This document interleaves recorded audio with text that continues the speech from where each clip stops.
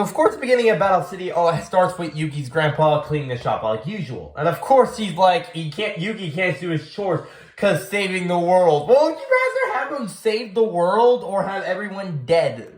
And of course, they have Yami and Yugi, he'll be called a Tem later when we get to that point, have their usual pep talk about how their deck will prevail. And this deck, Yugi made some changes to it with some different and new cards, as we'll see later on. Also, it's really weird how in this scene, Yugi needs to dramatically put on a belt. Why? It's just the belt. I don't know. We'll get on to that, why he has the belt on like that later. Okay, at first, Joey's wondering how he's going to get his Red Eyes Black Dragon back from that Rare Hunter because Exodia. And of course, because he won it from Duel's Kingdom, and it means so much to him because it's one of the most powerful cards in his deck. And it felt like the way he lost it felt a little bit unfair to why they took it from so, like more in a hurtful way. But first, Joey has to check on his sister, Serenity, because, his sister, and he's just that good of a brother that way. Here's Tristan at the hospital with Serenity, and she's blind. I feel like she's going to try to take advantage of that because she's blind. Tristan, she's getting her eyes done, and she's so worried about her brother. She does not need you right now doing this. This whole, Tristan loves Serenity side plot is kind of does it really make sense? Because they don't really bring it up anytime after Battle City's happening or anything like that. Same thing with Duke later. It doesn't really go that much anywhere, really. And then here's Tristan lying his ass off to Serenity of how he taught Joey everything he knew. Here's Tristan just throwing everything Grandpa told Joey about believe in the heart of the cards and everything he taught him, and he just threw it out the window to try to make Serenity like him. You can do that by telling her the truth. And then it turns out, and it's Tristan's only duel, that Tristan really isn't good at this whole dueling shtick. So this point is very proven false easily. Man, yeah, but some of these character designs, oh boy, what the heck? Waluigi before he actually got signed by Nintendo? Who the heck are you? Wario? I don't know. Are all the locator cards different? Or do all, the locator cards are just, the same? Or is, you collect, 7 and they all, work the same way? What if you collect 7, the certain amount of locator cards of the same kind? You just not get to the stadium? How does it work? I don't know. Here comes Rex and Raptor, really just becoming worse and worse duelists as the show goes on, being still very crafty to steal people's stuff to get their way. Oh, thank God, Manko, for shutting those two up. I really could not take it anymore with them. Of course, Yugi kind of wants to start Battle City off with Joey, but he cannot figure out where Joey is. Well, Joey's trying to figure out who took his Red Eye Black Dragon. He's trying to find him, so there's that. Gotta love how Kaiba managed to get the whole city shut down and got this blimp so he could run a card game tournament in the city. Gotta love that, but I gotta wonder what happened after the semifinals. Is everyone still dueling or just kind of stopped? I don't know. Oh, yeah. No one cares what the hell you have to say.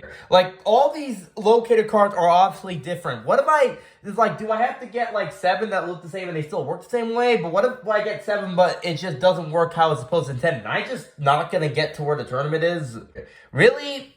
Kaiba put Bones as a level 3 duelist? And yet, Bones literally has to also cheat his way around his opponents to win? At least Manko has 4 stars, that makes sense. Clearly, these two nincompoops, these are their rarest cards. Okay, that's a powerful fusion monster. I don't know what that is, though. So I call Bullocks there. And they're all 3 stars as well, where they also do exactly what Bones does. And now, it's time for the first duel of the most legendary arc in all of Yu-Gi-Oh! The first duel of Battle City. And no, not really many other tournaments really come close to this, for the most part.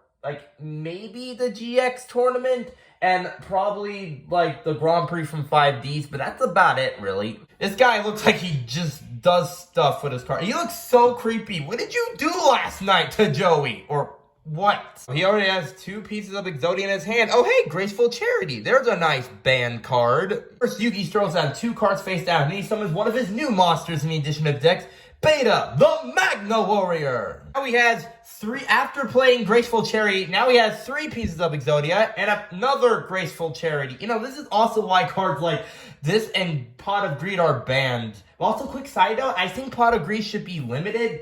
You only have 5 Exodia cards in your deck because Exodia is also limited, so I feel like Pot of Greed should at least be limited. You know what I'm saying? Yugi plays Light of Intervention, which I guess stands for you can't put any monsters in face-down defense mode. So there's that. So yeah, the Rare Hunter strategy is to keep, like, drawing out the duel, putting high monsters in defense mode while drawing cards until you get all the pieces of Exodia. You gotta love decks like that where it's like, draw you out and you're like, oh, come on, this is like weird. Yugi uses Polarization to fuse Gazelle and burst into form Chimera, the flying mythical beast, one of his new monsters as well to his deck. And then he also has 4 pieces that now Swords of Revealing Light. Man, how many pieces does this guy have? Because nowadays you can only have like 1 card of each piece of Exodia because of how broken it is. You also gotta love how people, when they summon monsters in defense mode, it's only 100 attack points higher than the strongest monster on the field, just to say it's stronger than your monster. You gotta love how Yugi figures out that the Rare Hunter is playing Exodia because of a memory with Joey trying to get his Exodia cards.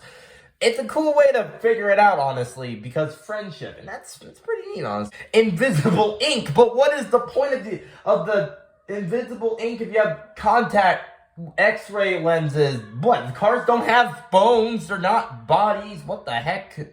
Time Seal, and during your opponent's next turn, they cannot draw a card. You gotta love that.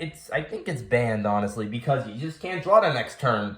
And then Yugi activates his trap card like Force Sword, which randomly targets 1 card in your opponent's hand and banishes it for 4 turns. You can't pick, it's just at random. Now Yugi has to summon Skull on the field, and, well, it was easy to summon because it only requires 1 tribute unlike Dark Magician, and he manages to destroy his defense mode monster because higher attack points, who would have thought? Then the Rare Hunter plays Swords of Revealing Light. Remember, he has an Exodia deck where the main thing is to draw out your opponent's turn so you can have enough time to draw the pieces of Exodia, and he's gonna need all the turns he wants to draw Exodia. So, I'm pretty sure Yugi will stop this before it happens. Then, of course, the Rare Hunter plays one of the Exodia pieces, because also, technically, each Exodia piece, it's also its own monster. But unfortunately, this was a big mistake by the Rare Hunter, because Yugi wanted him to do that. As proven, he'll tell you. He then plays his Trap Chain Destruction, which targets 1 monster on your opponent's field, and then targets all the other copies of that monster in their deck and destroys them. And then now it's proven that Yugi actually stopped Exodia. I know, crazy, because that was actually a pretty creative way of how he managed to destroy it.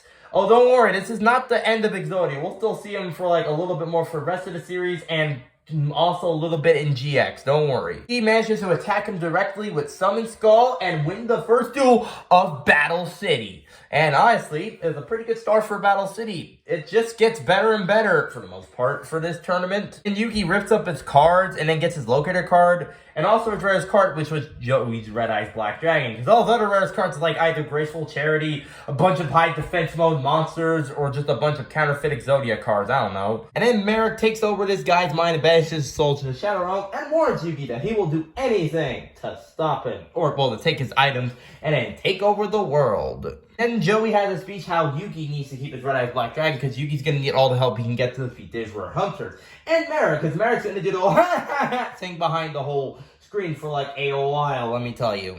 Then they kind of split their ways for like a while, and then they'll get back to it, don't worry. That was Battle City. It was very epic for the first duel, and why not it be Yugi? That just makes sense to start off Battle City in the tournament. He is going to win. It's just going to be a while, though. Yeah, it was a pretty good start to this, and we'll see you next time for some more of this next week. See ya.